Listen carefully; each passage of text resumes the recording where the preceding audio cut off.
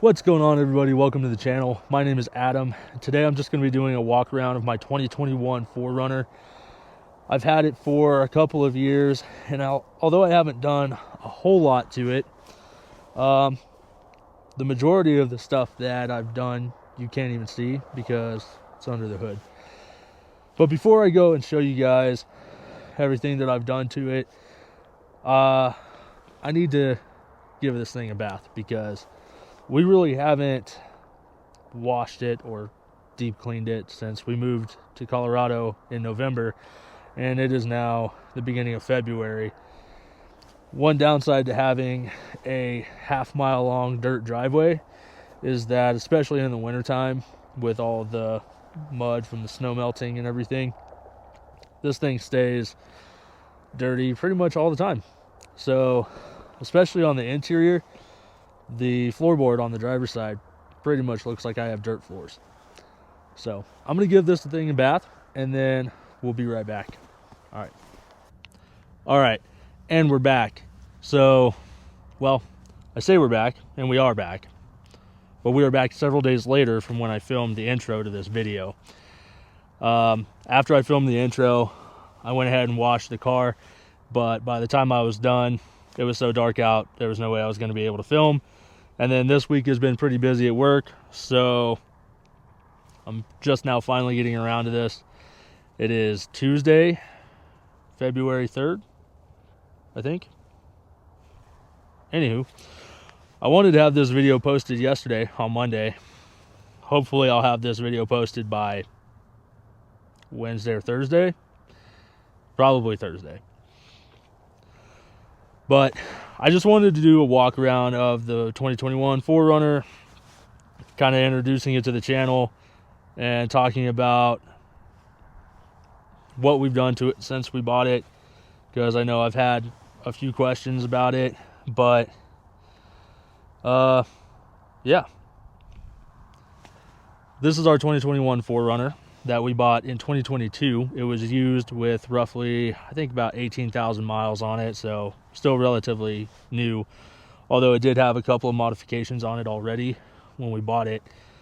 I'll go over what was on it when we bought it, and then I'll also talk about what we've done to it since we purchased it and what we plan to do to it in the future.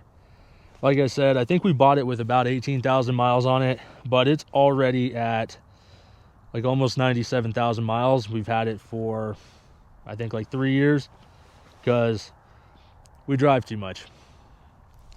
Right now it's our only vehicle, but when I bought it, I actually bought it for my girlfriend.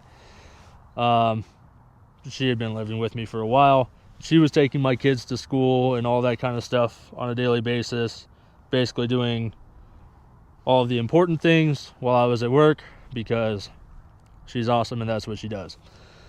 But at the time, she was driving I think it was like a 99 Ford Explorer, and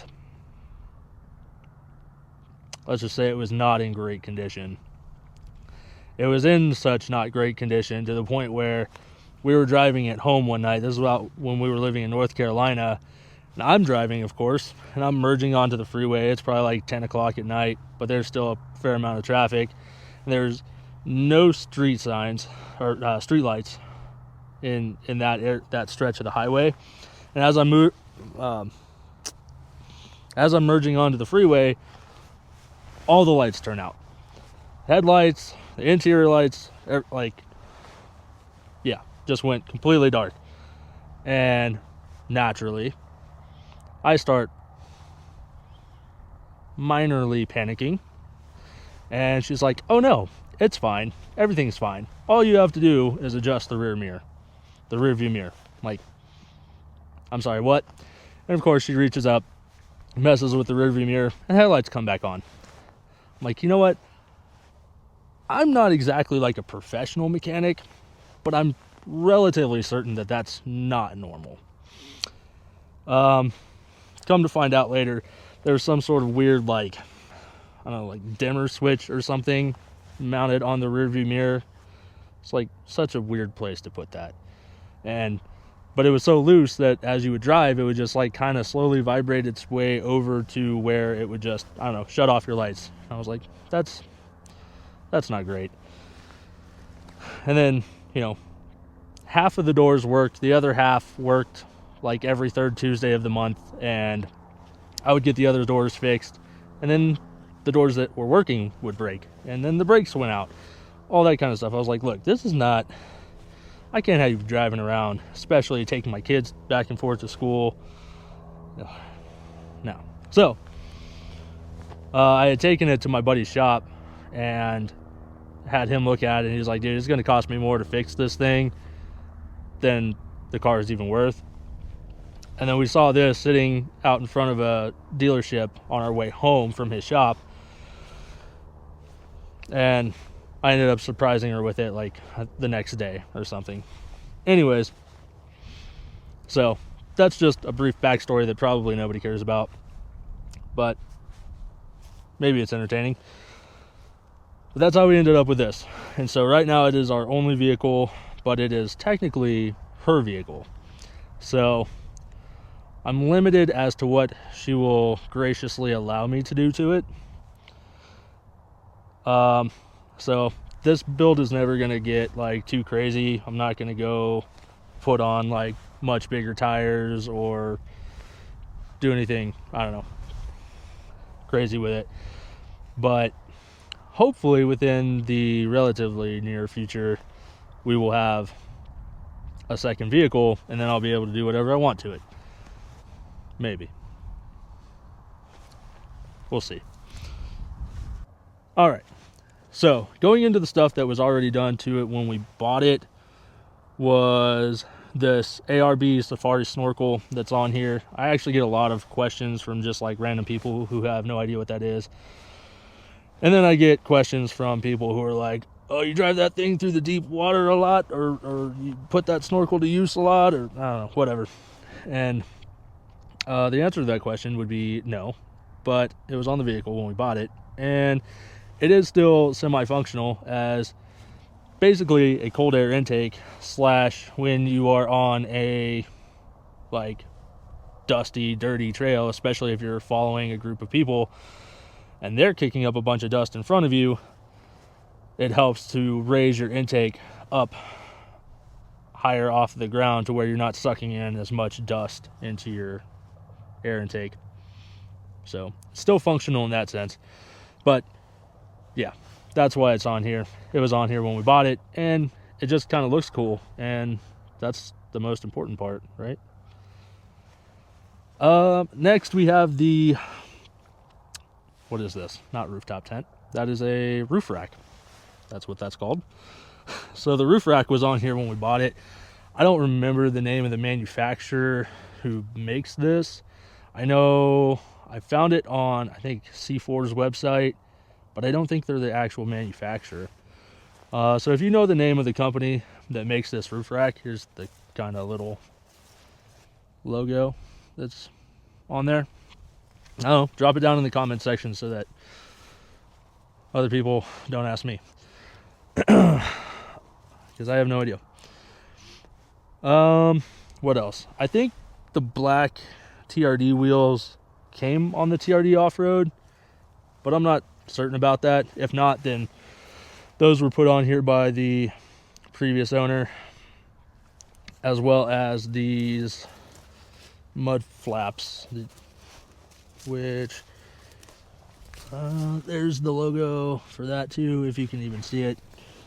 I don't know. Oh, that's muddy. Okay. Yeah, I don't know who makes those either. So again, if you know, drop it down in the comments. And then we'll walk around to the front.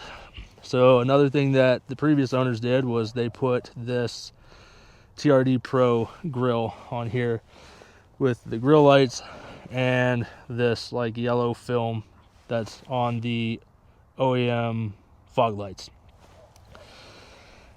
So other than that, I think the only thing they really did was, they blacked out all the badging. So you have like the TRD Pro or TRD off-road badging that's been blacked out. all the way around. And oh, it came with WeatherTech floor liners as well. So, you know, for a lightly used 4Runner with all of that stuff kind of added on top, oh, it was a pretty good deal, I thought. Now, as for the fog lights, we left the yellow film on there just because, like, I don't know, it's kind of cool, and I don't care to take it off. But eventually, I plan to replace those fog lights with the Morimoto 4-banger lights that we have up here in the ditch light location, because Morimoto also makes an adapter where you can mount those down here in the fog light location. But moving on from that, the stuff that we've added since we bought the vehicle, obviously I just went over it. It's the Morimoto 4-banger ditch lights, and the brackets are also made by Morimoto. They sell it as like a kit on their website. Oh, hey, look, there you go. So it's the I don't think that's the manufacturer, but the name of the roof rack is Crestone. So it's a Crestone roof rack, sure. But then moving up from there, you can also see the Midland, I think it's called the Ghost antenna, and that is for our Midland MXT 575. Hopefully I got that right. It's a GMRS radio, and I'll show you guys that a little bit closer once we get to the interior. And then the only other thing that we've done to the outside is added the max tracks on top, because I'm too broke to afford a winch right now. And that's something else that I'm going to go over later in this video, is just talking about the modifications I plan to add later on. Like I said, not going to be anything crazy, but there are a few things that I plan to add, a winch being one of those. So we'll go ahead and move to the interior now. Ugh. All right, so in here, let me try to get some lights on because it's a little dark. How do I do this?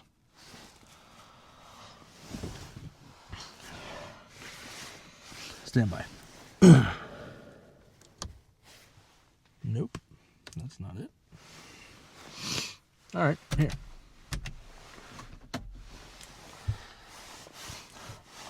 All right, finally figured out the lights, although I don't think it actually helps at all, but yeah. Anyways, so talking about that MXT 575 GMRS radio, this is the control head right here. So this is what controls the radio. Okay. So this is what controls the actual radio, but the main body of the radio, or the brain of the radio, is mounted like out of sight. That's one of the things I really like about this particular radio, is that it allows you to mount it kind of in a more like discreet location. And then when I'm not planning on using this, typically this gets unplugged from here and stuffed in the center console, and then that's all you have is just this little jack or outlet right there for the radio. And I bought, so this plate right here, or this little port, I bought it on, I think, Amazon, and I'll try, if I can remember, I'll try and link it down in the description. But it's just, you know, your typical, it's kind of like an Ethernet port or something.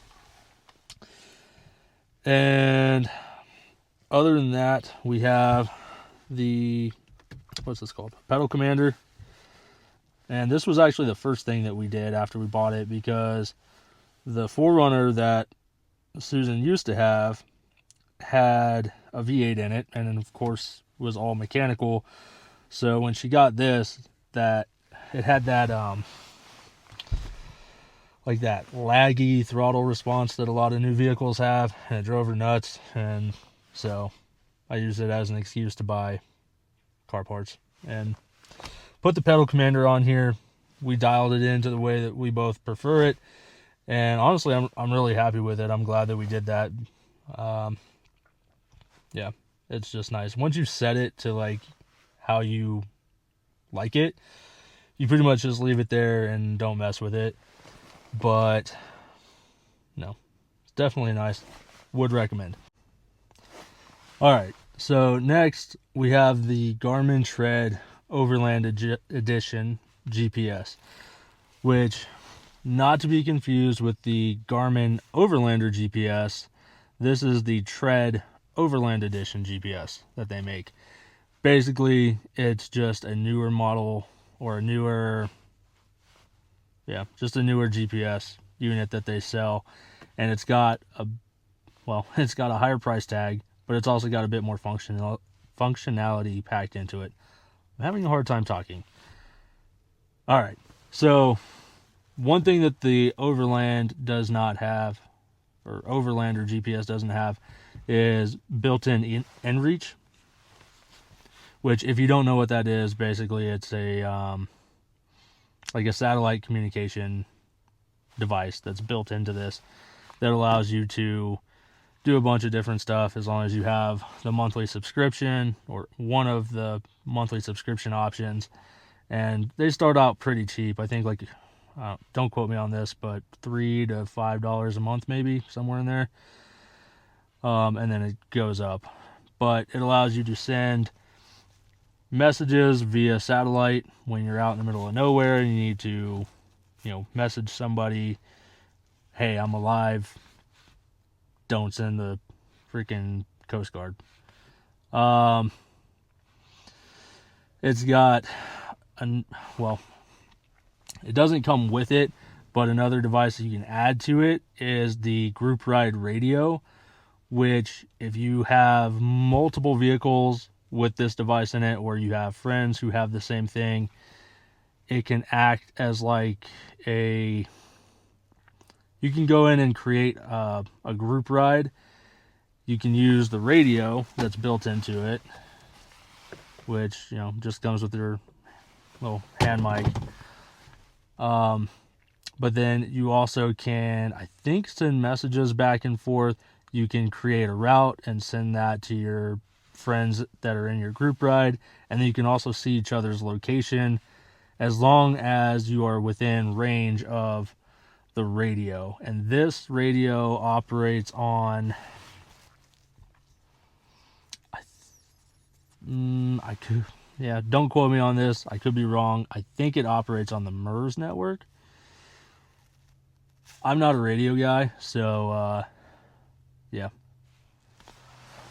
If you are a radio guy and you know a whole lot more than me about whatever I'm trying to talk about, correct me down in the comment section, because I'll probably get all this stuff wrong. Anyways, that's almost it for up here. So I have everything connected to a Switch Pros switch system, which is mounted right here.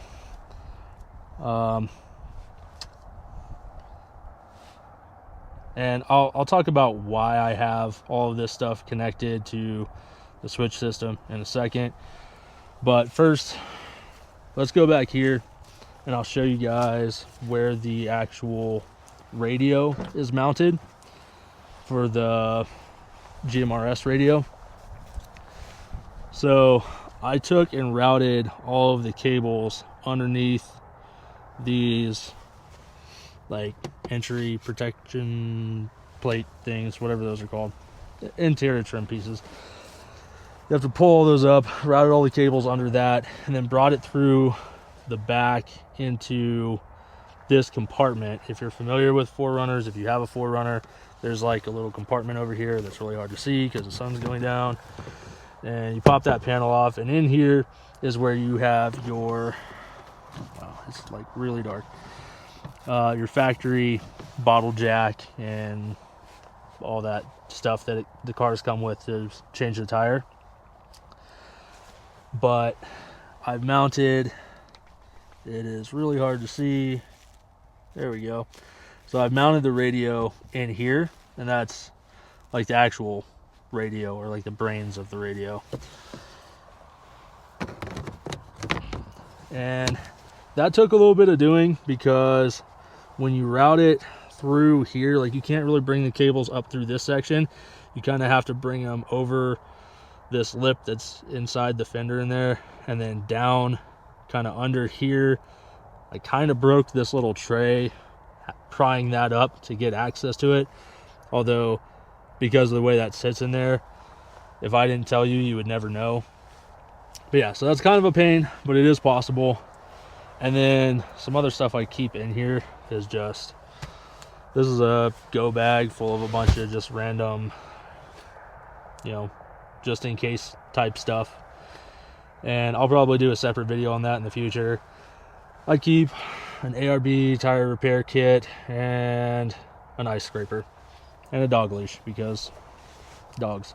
Another thing that I take with me literally everywhere I go all the time is a whole bunch of dog hair, because I have a miniature Australian Shepherd and he sheds like crazy. So if you're thinking about getting a miniature Australian Shepherd but you don't want to have fur on literally everything you own, probably don't get a Australian Shepherd.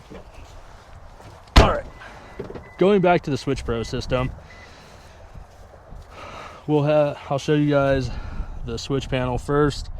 So we have ARB air that actually doesn't go to anything right now. It used to, but I had to take it out, and I plan on putting another air compressor back in, but I haven't figured that part out yet. Man, this is really hard to see. Let me see if I can turn this off. Maybe that'll help. Probably not. I don't know. Anyways, this just says Switch Pros. That doesn't go to anything. The child eject button and the passenger eject button unfortunately don't work. The do not press button, well, yeah, we just won't even talk about that one.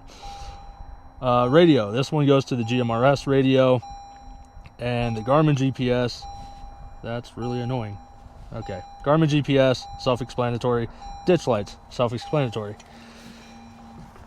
Now, some of you are probably asking, why do you have a radio and a GPS system that have power buttons on them wired to a power switch?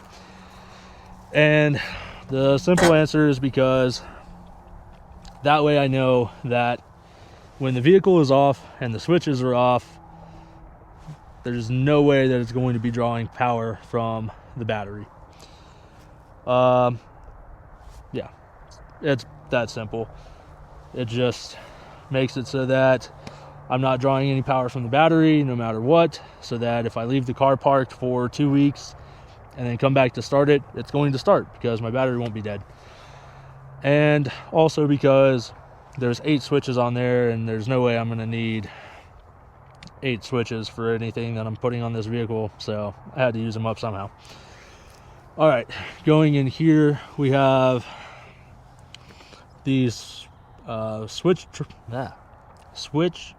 Pros switch system, which is this unit right here, which is mounted to a power tray, which is this company right here who makes this tray.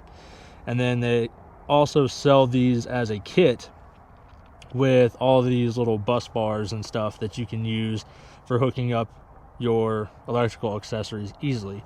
Because the way that these Switch Pro systems come, you probably can't see it now, but there's just a bunch of wires connected to a plug that plug into this. It's a solid state system that just have bare ends on it, and then you have to add connectors and all that kind of stuff. But instead, if you add all these connectors and then connect them to this bus bar, then over here you have your negative bus bar. Then when you want to add electrical accessories, you can just bring the wires up through here, connect your positive on this side and your negative on that side, and hook it up to whichever one of these you want based off of which switch you want it wired to. And then this is basically like a fuse. I'm not gonna take the cover off, but basically like a kind of like a fuse block. You can take and wire accessories to this that you want to have constant power, because if you wire it to this, once you turn the ignition off, it's going to turn your accessories off. But if you wire it to this, like Dometic fridge, or whatever you want to have constant power, then you can wire it to this right here. It has fuses and stuff built into it, and you can power that type of stuff even with the ignition off. Both this bus bar and this go to these two circuit breakers here. You can see I have this one popped because I don't have anything connected to this, so I don't want power going to this tray. But this one is engaged, but if I ever wanted to cut power to the Switch Pros, all I would have to do is press this little button here, and the circuit breaker pops out, and now there's no power running to it. If I want power going back to it, switch it back on. Now, the reason I don't have a compressor in here right now is because I used to have a different tray mounted, which moved the fuse box forward closer to the battery and allowed me to mount the compressor basically right here. And I ended up, my battery died. I ended up deciding to install the Genesis off-road dual battery system, but in order to do that, I had to go with the smaller tray so that I could move the fuse box back further to clear the dual batteries. And now I have to figure out an alternative for the compressor, which I think I have an option, or I think I have an idea of how I'm going to do it, but I'm not 100% certain that it's going to fit because of my air intake, which I'll go over that in a second. But this is the Genesis off-road dual battery system. And if you're not familiar with how these work, I'm not going to pretend to remember all the details about it, but essentially it allows you to mount two batteries in here, and then if you're drawing power off of these batteries, like let's say I had a fridge hooked up to, like a Dometic fridge hooked up to this, and it was drawing power from these batteries, once they reached a certain voltage, it would isolate the batteries, or the main starting battery, or cut power to it. I'm not exactly sure because I don't remember right now, but it cuts power to where you will still have enough to start your car. And then additionally, you can manually disconnect the two batteries from each other. You can put it in auto mode, which then it will like either join the batteries together or separate them automatically. Or if, like, let's say your main starting battery went bad and you needed to have the batteries like connected together to use both batteries at the same time to start the engine, you can override that right here. So that's generally how this thing works. If I messed any part of that up, feel free to correct me down in the comments. Now, moving over here, we have the S&B cold air intake, which is quite a bit larger than the factory airbox. So there's a company that I can't remember the name of the company, but they make a mount that basically goes back here against the firewall and lays, instead of having the compressor laying flat like this, it flips it upright to where it sits back against the firewall, And I'm hoping that I can do that, or go that route for mounting a compressor.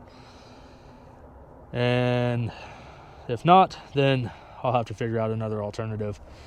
But I really prefer having onboard air on all of my vehicles because, like I showed you guys in the back, I keep that tire repair kit in this vehicle. I've always had one in all of my vehicles, but if you get a flat and you plug the tire, you still have to put air in it. And so if you don't have a way of doing that, you're still stranded regardless. And I know a lot of people are going to be like, well, that's why you have a spare tire. Yeah, but it's just, I would actually rather plug a tire and then air it back up than have to switch my tire out with my spare. And how often do people kind of neglect to check their spare and find out if it's, you know, actually serviceable, or if it's dry rotted and doesn't even hold air anymore, or if it just has, maybe it had a small leak and now it's flat and it's not going to do you any good. So onboard air and a tire repair kit are two things that I really like to have on all of my vehicles. But other than that, it's getting really dark, so I need to wrap this video up.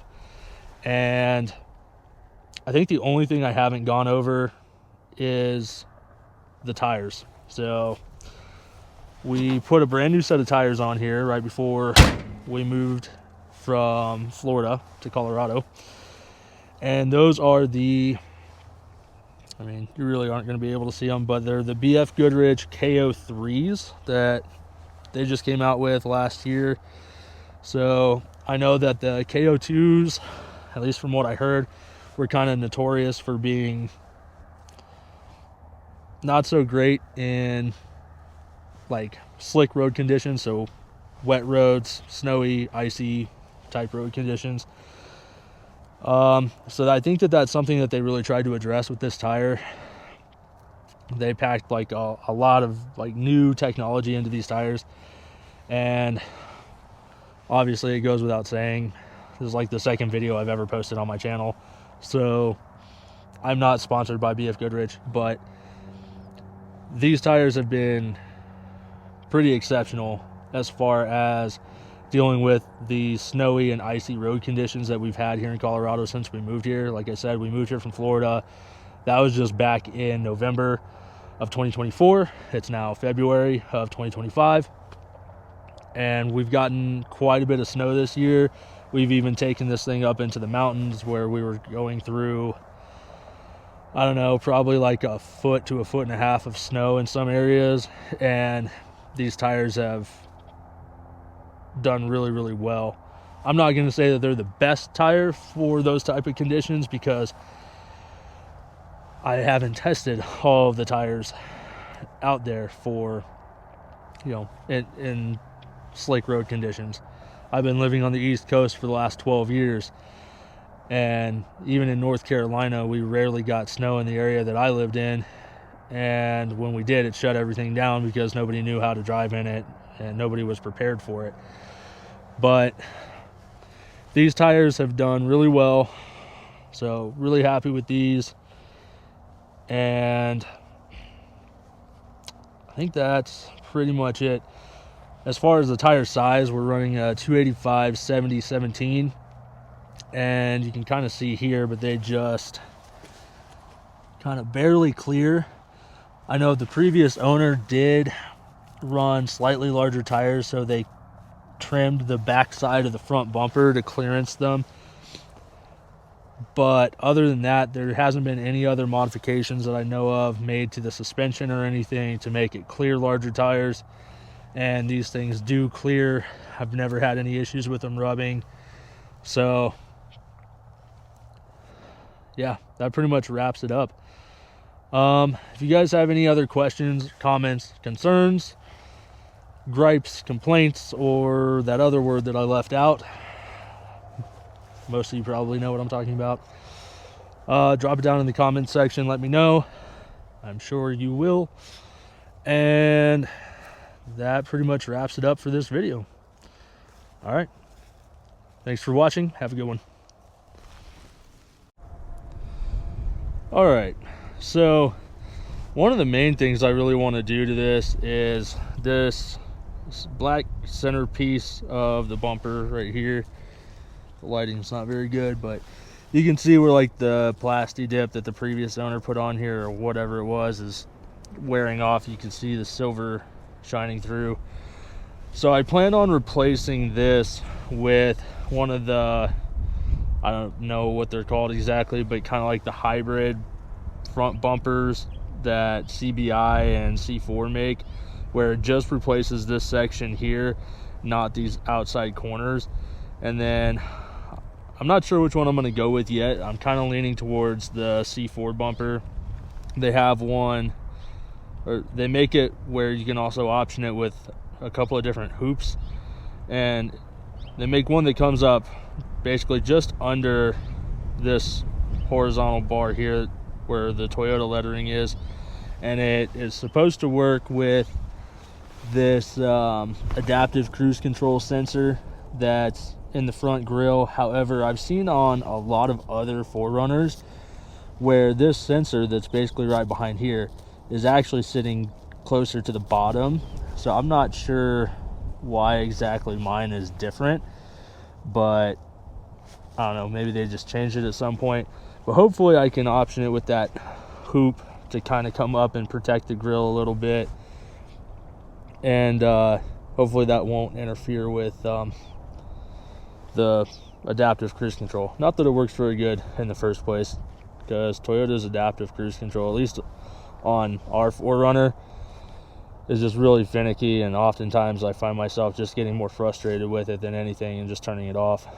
But yeah, and then I also plan on doing full skid plates to replace the factory cheap skid plates that are up under here.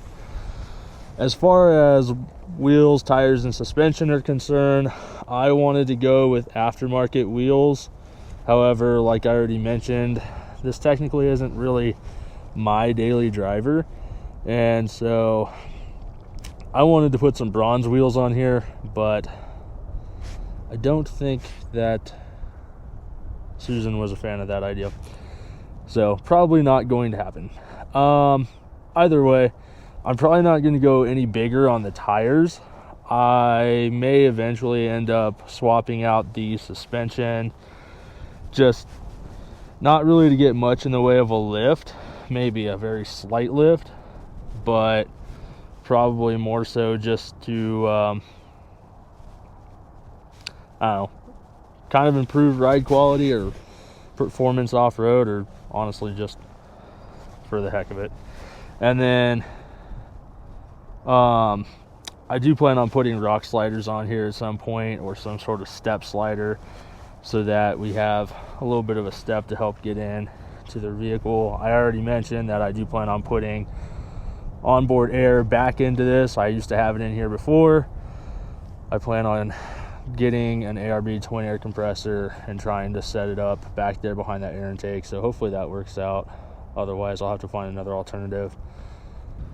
All right, so other than that, I think that pretty much wraps it up for this video.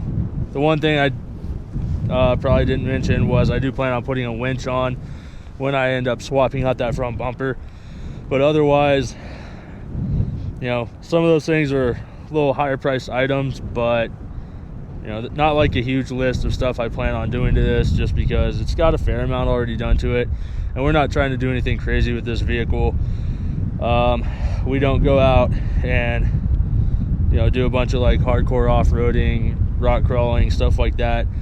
I've had Jeeps in the past with 37-inch tires, hydraulics assist steering, lockers, onboard air, like all kinds of stuff. And I used to do a lot of like pretty technical rock crawling. Not really so much into that type of stuff anymore. I just like going out and hitting some like more simple trails, and then, you know, camping, overlanding, that type of stuff. So we definitely want to keep this thing a little bit more well-mannered on the road, and a little bit more daily driver friendly, but going for kind of like kind of like a prepared daily driver sort of deal. Yeah, one thing I don't think I mentioned in the video is I do keep kind of like an emergency go bag in the back of the car pretty much all the time, and I'll probably do a video in the future just going over the stuff that I keep in there. Some of it's vehicle specific, some of it's not, but yeah, that's pretty much it. So that wraps it up for this video, and I'll catch you guys on the next one. Thanks for watching. Have a good one.